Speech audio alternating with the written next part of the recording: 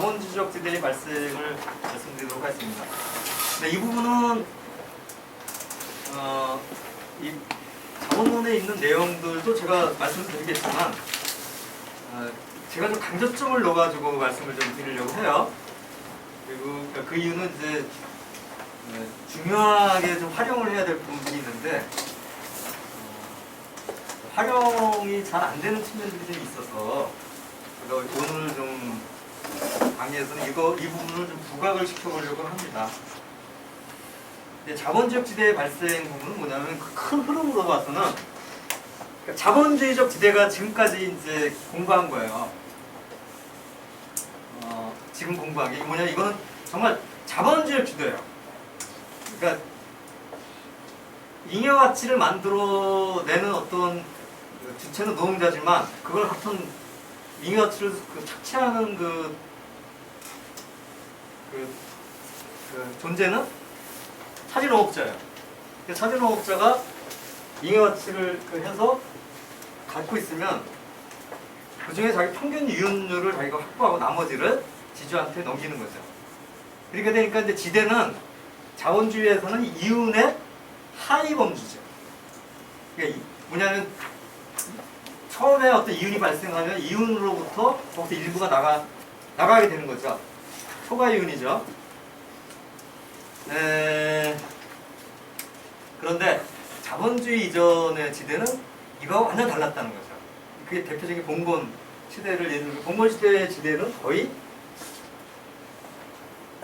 잉여의 대부분을 다 지대가 차지하는 거예요. 그래서 이제 이러한 그 지대와 자본주의적 지대하고는 완전히 다른 겁니다. 근데 이제 이런 거 혼동하면 안 된다. 그래서 이제 전 자본주의적인 그런 부분에서 이런 것들에서 분석을 하는데 노동지대가 있고 생산물지대가 있고 화폐지대가 있고 근데 이거는 사실은 역사적인 발전하고도 연결이 돼요. 노동지대가 가장 이제 봉건적인 어학화 착취가 가장 센 거고 나중에 이제 화폐지대까지로 가면 봉건시대 화폐지대까지 가면 이거는 이제 봉건시대가 해체되는 과정으로 들어갈 때의 지대이죠. 그래서 이 세 가지를 이제 살펴볼 겁니다. 노동지대, 생산물지대, 화폐지대. 노동지대부터 좀 보도록 하겠습니다. 근데 이 부분은 이제 제가 아마 뭐 제 여러 가지 다른 강의를 들으신 분들은 제가 사실 이 부분을 굉장히 많이 활용해서 강의하는 분이 많았던 부분이에요. 그러니까 노동지대는 어떤 거냐면 뭐 가장 큰 예를 들면 한 3일 정도는 농민들이 그 당시에 이제 영주 밑에 있는 농노가 있는데 농노가 한 3일 정도는 자기가 그냥 농사 짓는 데서 해요. 그래서 거기 나오는 소출은 다 자기가 가져가요. 근데 나머지 3일은 어떻게 해야 되냐? 영주의 직영지에 가서 아무것도 안 받고 일을 한다는 겁니다. 그렇게 되니까 정말 자기를 위해서 일하는 노동하고 영주를 위해서 일하는 노동이 시간, 공간상으로 완전히 분리가 되어 있죠. 그러니까 정말 조금만 생각을 하면 내가 착취당하고 있다라고 하는 것이 확 보이죠. 이게 전형적인 또 봉건시대의 어떤 착취 형태고요. 그런데 이것이 뭐냐면 그럼 이게 어떻게 가능하냐? 그리고 또 우리가 농노 그러면 대체적으로 우리가 볼 때는 모르겠어요. 저 옛날에 저는 어렸을 때 보면 영화에 보면 로빈 후드 같은 게 테레비 많이 방영이 됐거든요. 이게 봉건 시대 때 얘기인데, 제가 뭐 봉건 시대를 공부하는 뭐 서양에서도 그렇지만 그야말로 뭐 암흑의 시대 이렇게 얘기를 하고, 그러니까 농노들이 정말 형편없는 대접을 받고 산 것처럼 하는데 사실은 농노들이 이 노동자 계급에 비해서는 현대 자본주의 노동자들 계급에 비해서는 상당히 생활 조건이 그렇게 불안하지 않았던 조건들이 있다는 거예요. 이런 부분들을 놓치는 경향이 있어요. 그래서 여기서 왜 봉건 시대에는 사람들이 왜 이렇게 강제적으로 강제해서 움직이고 신분제도가 생기고 그 다음에 대체적으로 거주 이전의 자유가 없어요. 그러니까 부르주아 혁명 이후에 거주 이전의 자유가 헌법에까지 들어가는 이유는 다 이유가 있는 거예요. 옛날에는 거주 이전의 자유가 없어요. 자기가 사는 데에서 밖으로 나가면 사형을 당해요. 그럼 이것들이 왜 그렇게 되는지를 생각을 해봐야 돼요. 근데 이거는 뭐냐, 이 시대에 그런 것이 없으면 그 체제가 유지가 안 되는 사회라는 거예요. 그래서 한번 이것도 읽어보는 게 좋겠어요. 읽고 나중에 제가 좀 부연 설명을 좀 드리도록 하겠습니다. 왜 동건 시대에는 어떤 그 소유 관계가 직접적인 지배 예사 관계로만 나타날 수밖에 없느냐. 그러니까 이렇게 좀 자유로운 인간이 있으면서 소유 관계도 있지 않느냐. 근데 결론부터 얘기하면 그렇게 되는 순간 이 체제는 유지될 수 없기 때문에 그렇습니다. 한번 읽어보도록 하겠습니다. 쭉 아까 읽으신 게 이태하님께서 한번 좀 읽어봐 주시죠. 또한 명백한 것은 현실의 노동자가 자기 자신의 생활수단의 생산에 필요한 생산수단과 노동조건의 소유자이기도 한 모든 형태에서는 소유관계는 동시에 직접적 지배예속 관계로 나타나며 따라서 직접적 생산자는 부자유인, 이 부자유는 수용노동의 농노제로부터 단순한 공납 의무에 이르기까지 점점 약화될 수 있다. 로 나타난다는 겁니다. 여기에서 직접적 생산자는 자기 자신의 생산수단을 점유하고 있으며 자기의 노동의 실현과 자기의 생활수단의 생산에 필요한 대체적인 노동조건을 점유하고 있다. 그는 자기의 농업과 농촌 간의 공업을 독립적으로 운영한다. 이 독립성은 예컨대 인도에서처럼 이 소농민들이 다소 자연 발생적인 생산 공동체를 형성하는 경우에도 해소되지 않는다. 왜냐하면 여기에서 문제로 되고 있는 독립성은 명목적인 영주에 대한 독립성이기 때문이다. 이러한 조건 아래서는 명목적인 토지 소유자를 위한 임연노동은 경제적 강제에 의해서만 강탈될 수 있다. 이것은 노예경제나 식민지 농장과 구별되는데 투자에서는 노예는 자기의 것이 아닌 생산 조건을 가지고 노동하며 독립적으로 노동하지 않는다. 그러므로 여기에서는 인격적인 종속관계, 다시 말해 정도의 차이는 있지만 인격적인 부자유와 토지의 구성물로서 토지에 결박되는 것, 진정한 의미에서의 예속이 필요하다. 예, 여기서 보면 농노가 생산수단이 점유자라고 하는 거예요. 그리고 이제 여기 보면 이제 영주가 소유자인데 명목적인 소유자다라고 하는 표현이 나오잖아요. 그러니까 이게 그냥 뭐 이 동건사회 그러면 정말로 그냥 타이트하게 이렇게 그 영주가 다 소유하고 농노는 우리 완전히 뭐 그냥 이거 하나하나를 다 토지도 뭐 전혀 영향력도 없이 이렇게 함부로 생각하면 안 된다는 거예요. 공무사회는 그런 사회가 아닌 거죠. 그러니까 뭐냐면 상당히 실제로는 농노가 그 토지에 운영하는 것을 갖고 있다. 점유라고 하는 개념이 소유가 있고 점유가 있는데 소유는 뭐 우리가 쉽게 이해를 하는데 점유라고 하는 것은 좀 쉽게 접하지는 못해요. 근데 경제학적 용어로 하면 일종의 좀 실제적으로 사용한다는 거예요. 그러니까 소유는 아닐지 몰라도 사실상의 소유자라는 거예요. 그렇게 되고 어떻게 되냐면 아까 얘기했듯이 3일간 이제 자기 혈당돼 있는 그 땅에서 일을 하는데 3일은 이제 직영지로 간단 말이죠. 근데 만일의 경우에 이런 상태에서 여기서 얘기하는 건 뭐냐면 이런 상태이기 때문에 그 농노를 인격적으로 독립된 존재로 그냥 인정해 법적으로도 그렇고 뭐 하면 농민들이 일을 할 이유가 없죠. 안 하는 거죠. 그리고 뭐 자기가 마음대로 또 할 수 있고 그러면 뭐 딴 데로 갈 수도 있잖아요. 그러면 어떻게 되겠어요? 이 농민이 일할 농민이 없는 거예요. 이게 어떻게 되냐? 이 체제는 그렇기 때문에 경제적 강제와 토지에 결박하는 거, 이것이 없이는 이 체제는 존재할 수가 없게 되는 거죠. 그러니까 이 부분을 잘 보셔야 되는 거예요. 경제적 강제가 들어가야 된다는 거죠. 근데 제가 이제 이 부분을 뭐 왜 자본주의 사회에서는 이렇게 정치와 경제가 분리되느냐 이런 설명할 때 많이 쓰는 그 개념인데, 제가 이게 원래 여기서 나오는 것들을 상권에 나오는 부분을 많이 활용한 측면이 좀 있습니다.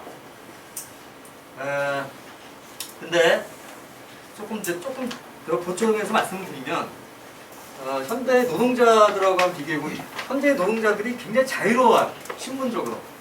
그러니까 예속 관계가 없잖아요. 아마 뭐 정몽준이 뭐 자본가더라 그래도 다음날 내가 뭐 회사 나가기 싫어. 그럼 뭐 잡으러 올 수 없잖아요. 아니 나는 뭐 와서 나를 인격적으로 모독하고 그러면 그거 걸 수도 있어요. 형사적으로 와서 뭐 때리고 그러면 그게 감옥 가야 돼. 해도 그러니까 굉장히 자유로워요. 근데 결정적인 건 뭐냐면 생산수단과의 관계에서 농노보다 좋은 조건이 아니라는 거예요. 그 노동자들은 생산수단을 갖고 있지를 못해요. 그리고 나중에 보면 여러분들 공부하시다 보면 나중에 그 공무원 시대 해체할 때 그 노동자 만드는 게 본원적 수탈 과정이잖아요. 그때 결정적인 게 뭐냐면 공동으로 사용하는 그 땅이 있어요. 또 농민들이 가서 뭐 땔감도 가져오고 또 이 가축도 방목도 하고, 이거를 나중에 이제 공무원 시대 해체할 때 대부분의 경우에 농노들한테 신분을 해방시켜 놓고는 다 지주로 몰아줘 버린다고요. 그렇게 되면 뭐냐면 옛날에 최소한 자기가 생활할 수 있는 근거가 없어지는 거예요. 그렇게 해서 노동자격이 형성되는 거예요.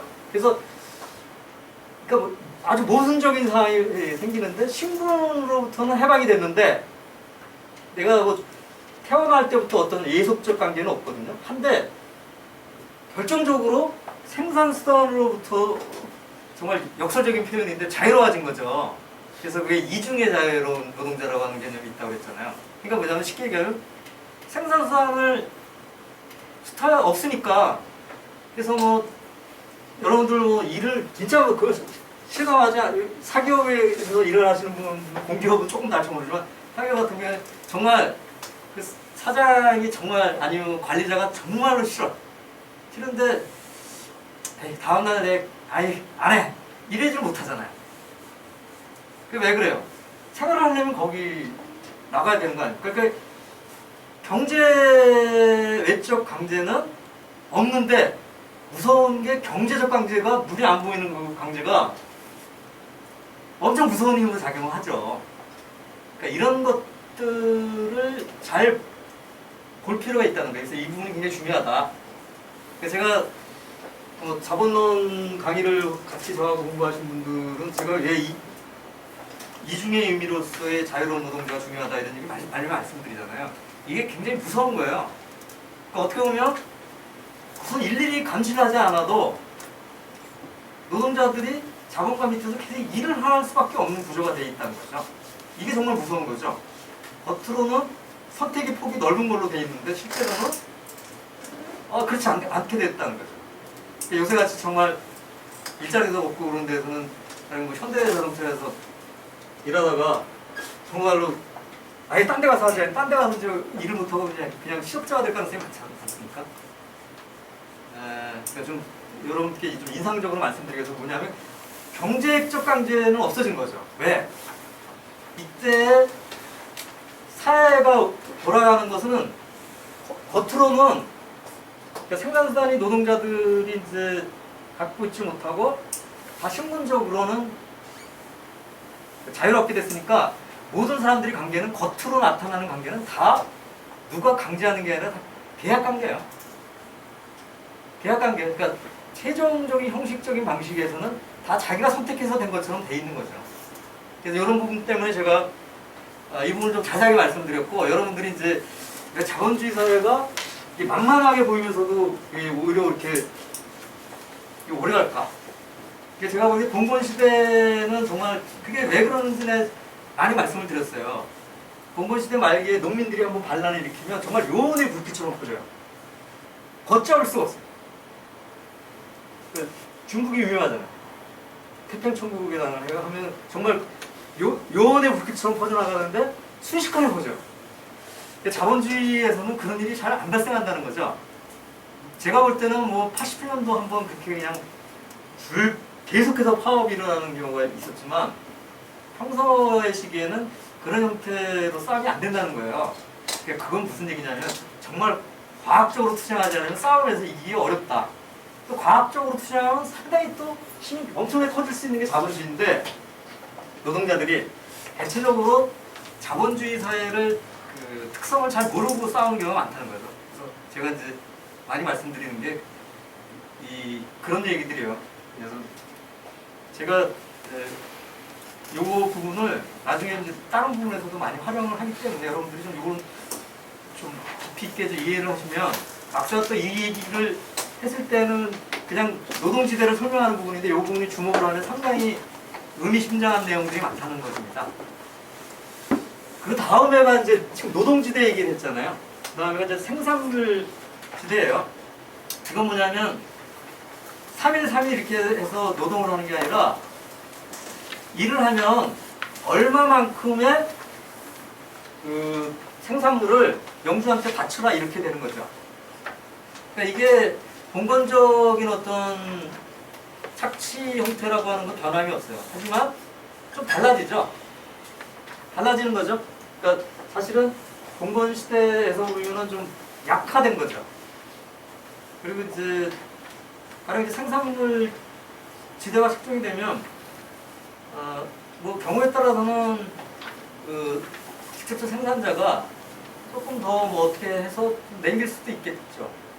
그러니까 첫 번째 형태보다는 좀 역사적으로 다음에 나오는 겁니다. 그 다음에 이제 화폐지대인데, 이 화폐지대는 사실상 이제 봉건 시대 해체 시기에 나오는 것이고, 이게 이제 점점점 가다 보면 자본주의적 지대와 어떤 자본주의 토지를 자유로운 농민적 소유로 전환시키는 어떤 과정이 되는 것이죠. 그리고 이제 화폐 지대가 생기려면 우선 화폐가 제대로 돌아다녀야 되잖아요. 그러니까 이미 많은 부분에서 이제 상품화된 부분들이 있다는 거죠, 이미.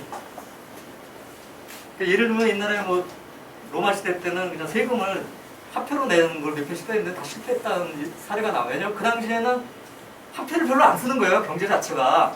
그러니까 화폐로 세금을 내라 그러는데, 화폐로 세금을 내려면 화폐가 생기는 방식이 생산이 돼야 되잖아요. 근데 물건을 갖다 팔질 않는데 화폐가 나오기 어렵죠. 그러니까 이거는 뭐냐면 그만큼 이제 어떤 사회적 생산 조건이 발전한 상태에서 나타나게 되는 것이죠. 이렇게 좀 말씀을 드리고, 제가 이제 이 부분에서 또 강조를 드리려고 하는 게 소규모 농민적 소유 부분이에요. 그래서 이제 막스가 자본주의 이전의 지대 형태를 설명을 했어요. 근데 지금부터 설명하는 거는 뭐냐면 자본주의적 지대가 아니라 특이한 또 부분인데 소규모 농민적 소유라고 하는 것입니다. 이게 뭐냐면 이 부분은 사실 자본주의 봉건 시대가 이제 해체되면서 가장 이제 나타났던 게 소규모 농민적 소유죠. 근데 이 부분은 계속 유지가 되질 않고, 우리가 자본론 일본에서도 뭐 이렇게 공부하신 분들은 아시겠지만 그 토지 수탈이 일어나가지고 대규모로 몰락을 하게 만들잖아요. 토지를 이제 농민으로부터 박탈을 해서. 근데 이제 일종의 그러니까 이 소규모 농민적 소유는 자본주의 어떤 초기 단계에 나타난 것이죠. 그러니까 초기라기보다 읽어보겠습니다. 소규모 농민적 소유는 농촌 인구가 도시 인구에 비해 수적으로 훨씬 우세하다는 것, 따라서 자본주의 생산이 지배한다 하더라도 그것이 발전은 상대적으로 미약하여 기타의 생산 분야에서도 자본이 쪽은 좋은 부위에 한정되어 있고 자본임의 지배에 있는 걸 전제한다. 이게 뭐냐면 일종의 좀 제가 정확하게 얘기하면 그러니까 이것이 계속 있는다는 건 자본주의적 발전이 아직은 낮은 단계에 있다라고 하는 것을 의미하죠. 그리고 이제 여기서 제가 인용한 부분은 지금도 많이 활용되는 또 부분이기 때문에 인용을 했어요. 이 소규모 토지 소유 농민은 상당히 이제 자본주의에서 몰락도 하지만 상당히 오랫동안 또 존재하거든요. 근데 여기서 막스가 어떤 걸 설명하냐? 그러니까 이거는 이제 우리가 6, 70년대 뭐 농민이나 이렇게 적용할 수 있는 부분이에요. 그러니까 소규모 농민은 이제 우리가 형식적으로 보면 소규모 토지 소유 농민은 그냥 뭐 추상적으로 생각하면 땅을 좀 갖고 있죠. 그다음에 자기 책임하에 이제 그 경영도 하잖아요. 그다음에 자기가 또 노동도 하잖아요. 그러니까 뭐 형식적으로 보면 세 개의 계급이 다 있는 걸로 되죠. 근데 이제 이거를 잘 봐야 되는 거죠. 그러면 이 세 요소가 다 그 발전하는 거냐? 그게 아니고 소규모 토지 소유 농민들은 버틴다는 거야. 그래서 뭘 버티냐? 그러니까 우리가 보면 이제 토지 소유자는 기본적으로 진짜로 이제 대토지 소유자 같은 경우에는 지대가 있잖아요. 사실은 농민들은 농산물 가격이 지대를 보장하지 않아도 농사를 짓는다는 거예요. 그러면 또 이제 이 노동을 하면 전체적으로 노동하면 우리가 나눠볼 때 자본가 밑에서 하면 필요노동 시간이 있고 잉여노동 시간이 있죠. 그렇게 생각할 수 있잖아요. 그러니까 자기가 이제 재생산하는데 필요한 게 필요노동 시간이고 자본가 밑에서 할 때 잉여노동 시간인데 뭐 그런 것들도 상상할 수 있다는 거죠. 근데 사실상 어떻게 하냐 농민들은 자본가라고 하면 차지해가는 잉여 가치에 대해서는 그거를 포기해도 농사를 짓는다는 얘기죠. 그러니까 그만큼 어떻게 되냐면 그래서 여기 이런 얘기가 있어요. 소규모 토지 소유 농민으로 하여금 경쟁을 중단하도록 하는 한계는 평균 이윤이 아니며 지대의 필요가 아니다. 소규모 자본가로서 그의 절대적인 한계로 나타나는 것은 현실적인 비용을 뺀 뒤 자기 자신에게 지불하는 임금이 나와야 한다는 것이다. 생산물의 가격이 그에게 이 임금을 보상하는 한 그는 토지를 경작하며 때때로 생산물의 가격이 육체적 필수순위의 임금을 보상하는 경우에도 토지를 경작한다. 가장 불리한 조건에서 일하는 농민들이 수행한 잉여노동의 일부는 공짜로 사회에 증여되며 생산 가격이 늦어나 가치 일반의 구성에 참가하지 않는다. 따라서 이 같은 낮은 가격은 생산자들이 빈곤의 결과이며 결코 그들의 노동생산의 결과는 아니다. 이게 뭐냐면 우리가 이제 자본주의에서 보통 설명할 때 물건 상품 가격이 싸다고 하는 거는 생산성이 높을 때 그렇게 된다고 얘기를 하잖아요. 근데 농산물 가격이 싼 경우가 있어요. 진짜로 우리나라도 뭐 그걸 스타데가 초기에 이제 경제 성장을 하고 그랬던 건데 이 싼 것은 생산성이 높아서라기보다는 빈곤하기 때문에 어쩔 수 없이 그렇게 했다는 거죠. 그래서 제가 이 부분은 이 부분은 오늘 주제에서 뭐 이렇게 전체적인 주제에서 볼 때는 아주 핵심적인 건 아닌데 제가 이제 다른 부분에서 활용을 할 측면이 있는 부분이 강조를 하도록 하겠습니다. 제가 이제 농업 문제에 대해서는 이 사회주의자들 사이에서도 논쟁이 심했고 특히 이 수정주의자들이나 부르주아 경제학자들은 이 소규모 농업에 대해서 엄청나게 강점이 있다라고 설명을 해요. 그리고 이제 대규모 농업은 강점이 없다, 농업에서는. 그런 주장들을 많이 하는데, 이래서 19세기 말하고 20세기 초에는 이제 막스주의 내에서도 수정주의 논쟁이 이제 심했어요. 수정주의 좀 아시죠? 그 막스주의가 이렇게 쭉 퍼져나갈 때 베른스타인이나 이런 쪽에서 이제 수정주의 나와서 막스주의를 하고 뭐 이런 게 있었다고 그러는데 그때 다비드라고 하는 사람이 농업 문제는 가장 대표적인 수정주의자예요. 이 사람들이 이견이 그래요. 소동이 굉장히 생명력이 있다. 근데 이제 이때 레닌이나 뭐 카우츠키가 그 당시까지는 괜찮은 사람이었는데 그때 이제 실제적인 자료를 가지고 비판을 하고 사실 입증을 한 게 뭐냐면 그러니까 소동이 그렇게 생명력을 갖는 것은 굉장히 아름다운 게 아니고 과소소비와 과도노동 때문이다. 그러니까 이 부분이 여기 나온다는 거죠.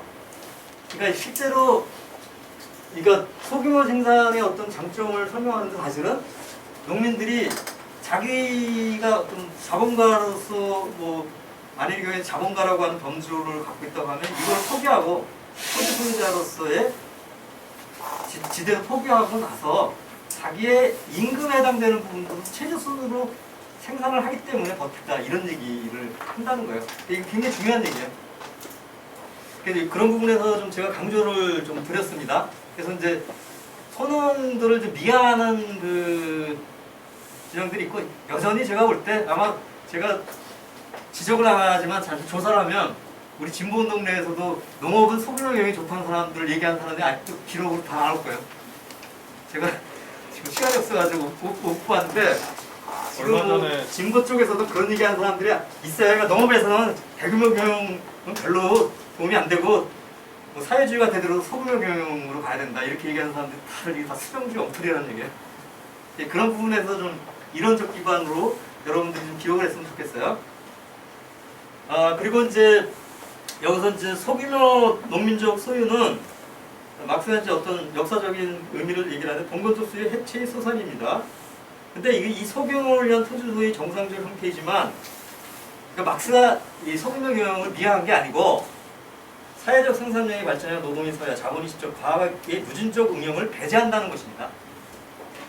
그러니까 소경영에서 정말 잘해서 뭐 어떤 미래의 농업을 생각하는 건 정말 목가적인 얘기예요. 그러니까 실제로 현실은 이렇게 가지 않는다는 거죠. 사실 농업도 여러 가지 대규모 경영을 해야 되고 기계도 많이 사용을 하고 해야 사실 큰 추세로 보면 또 그렇게 가요.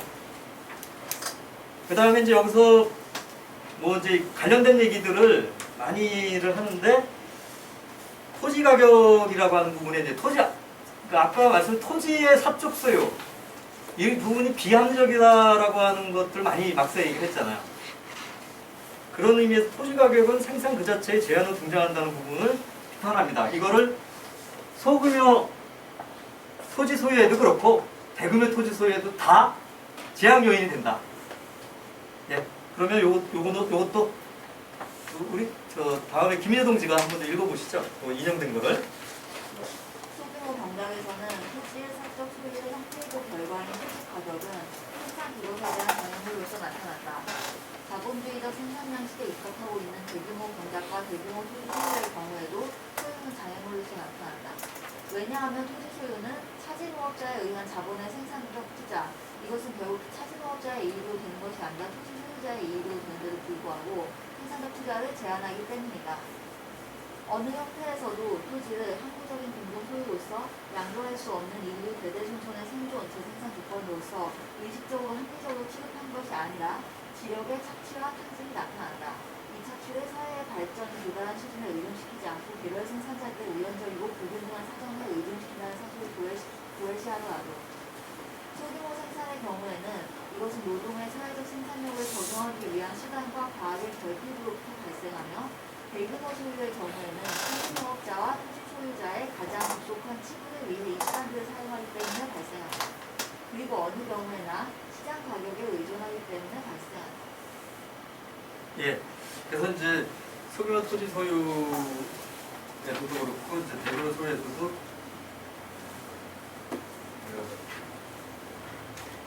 소유가 장애물로 나타난다라고 하는 걸 이제 요약을 한 것이죠. 그래서 이제 아까 소규모 부분은 이제 또 과학의 적용을 좀 어렵게 만들고 사회적 구조의 생산을 어렵게 만들고 대규모는 이제 엄청난 이제 토지에 대한 착취와 탕진이 나타난다는 것이죠. 그리고 이제 이 부분이 발생하는 것을 설명했고, 그다음에 시장 가격에 의존하기 때문에 두 형태 다 이제 더 이런 부분이 더 악화된다고 하는 것이죠.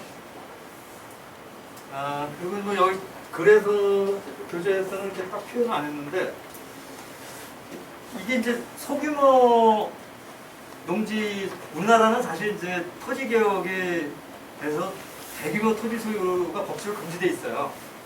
이게 이제 지금이야 그렇지만 옛날에 이제 그 북한의 토지 개혁을 하니까 어떻게 토지 개혁을 하다가는 이제 남한에서 그 혁명이 일어나는 거거든요.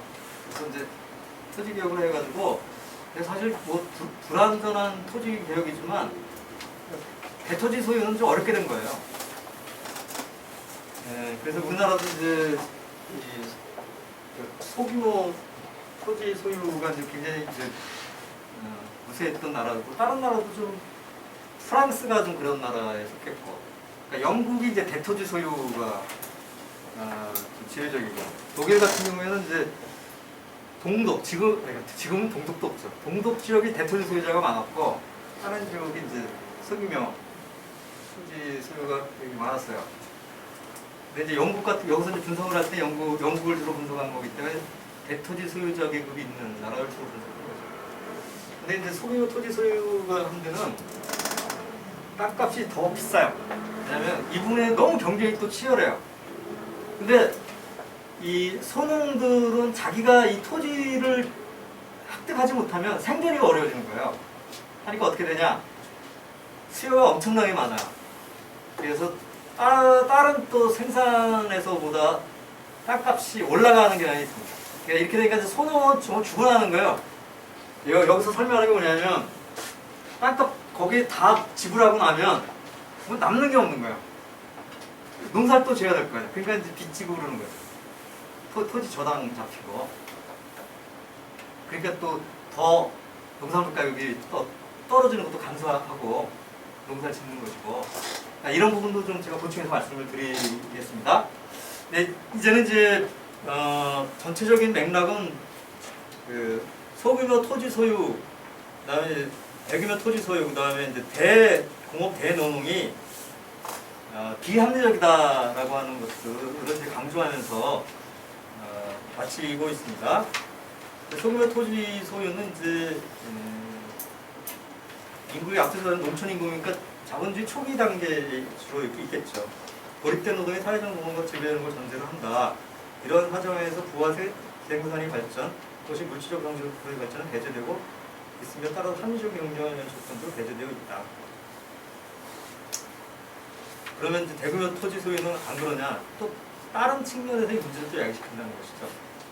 그래서 이제 결국은 요것도 한번 읽어보는 게 좋겠습니다. 인수공지가 인용된 거는 뭐 교재 소규모 토지 소유는 인구 압도적인 다수. 아니 그 뒤에 인용.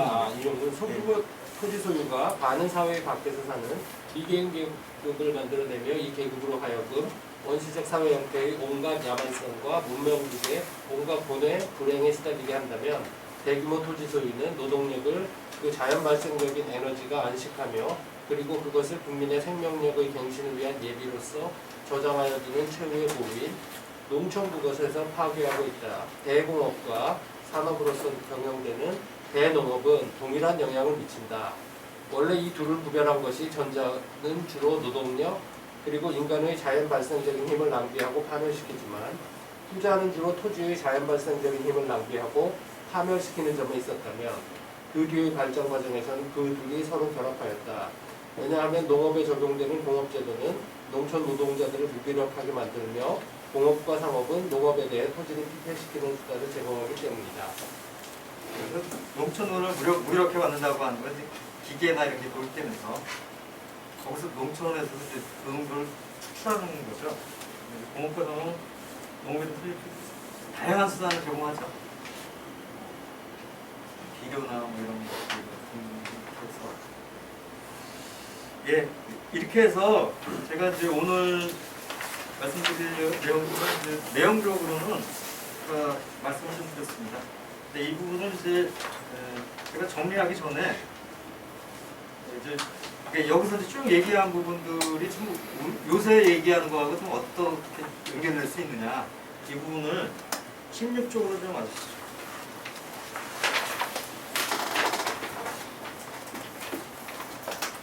이제 절대지대 부분은 아까 얘기했듯이 이제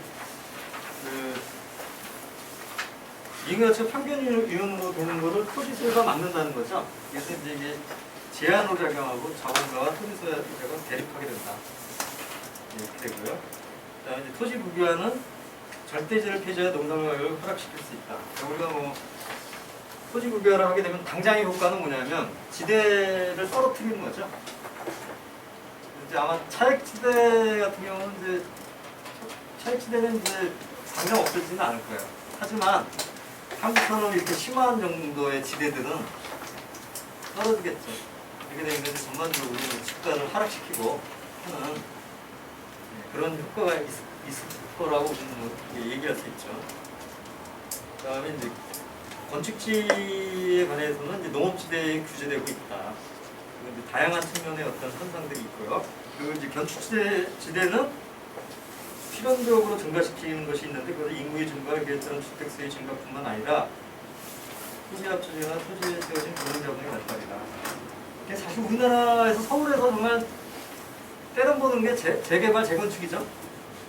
그러니까 이게 여기도 지금 또 한다고 이렇게 하잖아요. 이 엄청난 돈이 생기는 거죠. 이득이. 그러니까 이 사실 그렇잖아요. 여기 이 용산마을 여기가 이게 개발해서 뭐 하면 좀 이 지대가 확 올라가게 되는 거죠. 지금 이제 여기는 이제 묘하게 그동안에 좀 용산에서 재개발, 재건축이 뒤로 늦게 된, 그래서 우리가 여기서 좀 사무실에서 오래 있죠. 하여튼, 이게, 그런 거죠. 그래가지고 지금 여전히 지금 대안으로 얘기하는 거는 재개발, 재건축 이렇게 해가지고 아파트 많이 지어가지고 공급하면 주거문제 해결한다는 게 지금 가장 강력한 대안으로 아직도 떠들고 있는 거 아닙니까? 이제 7번째는 좀 의미심장한 내용을 아까 인용했던 그런 얘기죠. 그러니까 이제 우리가 소유가 아니라 이 지구를 잘 개량도 하고 사용했다가 후세 자손들한테 넘겨줘야 할 것으로 봐야 된다. 미래의 사회 관점에서는 그게 맞는 얘기죠. 이런 얘기들은 이제 우리가 가장 실천할 때 활용을 좀 할 수 있는 그런 얘기입니다. 네. 그리고 이제 전체적으로 한번 제가 강의를 한번 요약을 해보도록 하겠습니다.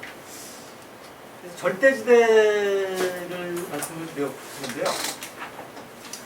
절대지대는 뭐냐면 제10등지에서도 토지가 사적 소유가 되기 때문에 지대를 받지 않고서는 토지 소유자들이 차지농업자에게 빌려주지 않는다는 거죠. 그래서 그렇게 되니까 이제 제10등지에서 지대가 발생할 수밖에 없고, 이건 전반적으로 농산물 가격을 올릴 수밖에 없게 된다. 차익지대는 이제 올리는 건 아니고 비옥도 차익 때문에 발생하는 거지만 이거는 이제 아예 전반적으로 다 올리게 되는 그런 것이 되고요. 근데 그게 뭐 가격을 올릴 수 있으면 무조건 올릴 수 있는 거냐, 그게 아니고 농업에서는 유기적 구성도가 낮기 때문에 가치가 이렇게 생산된 가치가 그대로, 그러니까 이 생산 가격보다는 평균일이 적용될 때보다는 크다는 거죠. 이 차이가 있기 때문에 여기서 지대가 발생할 수 있는 근거가 생긴다. 그런 말씀을 좀 드렸고요. 그리고 그렇게 되니까 이제 우리가 미래의 어떤 상상을 발휘하면 농업에서도 자본의 유기적 구성도가 이제 높아진다는 것은 그만큼 불변 자본 요소를 많이 투입한다는 거죠. 제가 볼 때는 이게 얼마 안 있으면 우리가 많이 보게 될 것 같아요. 내가 보기엔 농업도 거의 공정화되는 것 같고, 쌀은 아직도 못하고 있는 거예요. 쌀 같은 거는. 하지만 채소나 이런 것들은 거의 정말 AI가 가능한 거잖아요. 이제 온도 조절하는 것까지 다 해갖고 물 공급하는 거 다 해놓고 건물에서 농산물 생산하는 경우. 그런데 농업이 그렇게까지 발전하면 절대지대 자체가 없어질 가능성도 있는 거죠. 그리고 이제 토지 국유화를 하게 되면 어떤 효과가 있게 되냐? 이 절대지대는 없어지게 된다는 거죠. 이제 건축지 지대는 차익지대에서 적용된 법칙이 그대로 적용이 된다. 특히 이제 이 위치의 영향이 굉장히 좀 크다는 거죠. 그리고 이제 또 토지 위에 이제 여러 가지 고정 자본들이 늘어나고 그러니까 개발한다는 얘기죠. 그렇게 될 경우에는 급격한 지대 상승이 오게 되는 그런 것이고, 그다음에 이제 다시 그 토지의 어떤 가격, 토지 구매 가격은 가공적인 것이다. 그것이 실체가 있는 것이 아니라 지대를 이자를 역산하는 것인데, 지대는 전반적으로 올라가는 경향이 있고 이자는 또 자본주의에서 떨어지는 경향이 있기 때문에 계속 올라가는 경향이 있는데, 최근에 자본주의의 현재의 단계에서는 인위적으로 이자율을 낮추고 있기 때문에 자산 가치가 정말 겁없이 올라가고 있는 거죠. 네? 제가 오늘 강의 주제는 뭐 자본주의 운명은 아니기 때문에 하는데, 제가 볼 때는 뭐 언젠가 이게 큰일 나지 않겠어요? 그러니까 거의 지금 이건 거의 인위적으로 하고 있는 거예요. 이렇게 되니까 뭐 유례없는 실물 경제가 위기에 있는데 역사치를 지금 계속 경신하고 있는 거 아닙니까? 이게 정상이 아니죠. 이게 누가 하는 거예요, 이게? 정부가 하고 있잖아요. 그러니까 이제 그야말로 비합리적인 부분이죠. 그러니까 원래가 토지 가격이나 자산 가격은 다 가공적인 것들인데, 이거를 이제 자본주의 위기 속에서 국가가 나서서 너무 이걸 뻥튀기 하고 있는 거죠. 그 다음에 자본주의 발생 과정을 좀 살펴봤습니다. 근데 그 전 단계에서 노동지대가 있고 생산물지대, 화폐지대가 있는데, 제가 오늘은 노동지대 부분을 오늘 주제하고 국가로 연결되는 건 아니지만 앞으로 굉장히 의미심장한 내용들을 많이 갖고 있기 때문에 그걸 강조를 드렸어요. 그러니까 자본주의 사회와 공무원 사회를 대비할 때 자본주의 사회가 더 분명하게 보이게 되거든요. 그런 부분에서 여러분들이 많이 활용하셨으면 좋겠습니다. 그리고 이제 마지막으로 소규모 농민적 소유를 다뤘는데, 이 소규모 농민적 소유는 일종의 이제 공무원 시대 해체 선물이 과도적 형태죠. 그리고 사실 이제 소규모 농민은 자본주의 역사에서는 계속 몰락을 하게 되는 그런 운명을 갖고 있는데, 이 소규모 농민이 그래도 계속 그 생명력을 유지하는 이유는 이 소규모 생산 단위가 생명력이 높아서가 아니라 과소소비와 과도노동 때문에 그렇다. 다른 것들 다 웬만하면 포기한다는 거죠. 내가 얼마만큼 토지 가격이 됐으니까 거기에 맞는 뭐 지대가 얼마 나와야 되고, 내가 자본을 얼마 돈을 병행해 놓으니까 얼마만큼의 이윤이나 이걸 다 포기하고 하기 때문에 버티는 거고, 그렇게 되니까 어떻게 되겠어요? 뭐 계속 빚에 의존하는 그런 경향이 되는 경우가 많은 거죠. 특히 이제 토지를 또 그걸 토지값이 비싸잖아요. 그걸 다 살려니 상당히 그렇죠. 그래서 이제 그리고 소규모 토지 소유와 그 경영은 대규모 경영과 똑같이 다 비합리적인 형태다. 결국 이 부분이 합리적인 농업으로 이제 넘어가기 위해서는 뭐 결국은 토지 사촉수가 끝나고 새로운 방식으로 농업과 공업이 결합을 해야 되는 그런 형태로 가야 된다. 해가지고 뭐 생태 쪽에서도 많이 인용되는 그런 부분이기도 합니다. 네, 이상이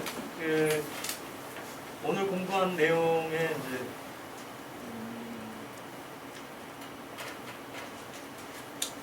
이제 내용이고요.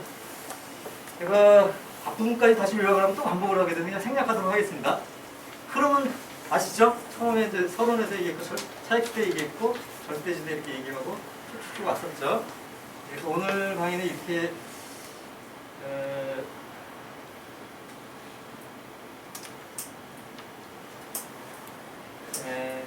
이렇게 하고, 대략 이제 오늘 강의로서 이제 막세 지대론 부분은 이제 마무리가 되는 거고요. 이런 개념을 가지고 이제 다음번에 토지국유화 얘기가 이제 이제 강의가 있을 것입니다. 근데 그때 이제 앞에 있는 내용들하고 연결되는 부분들이 있을 거예요. 그래서 이제 여러분들이 이제 다음 강의가 이제 토지국유화 부분인데 토지국유화가 지금 어떤 의미가 있고 하는 부분은 다음 강의에서 공부를 하시게 될 거라고 생각합니다.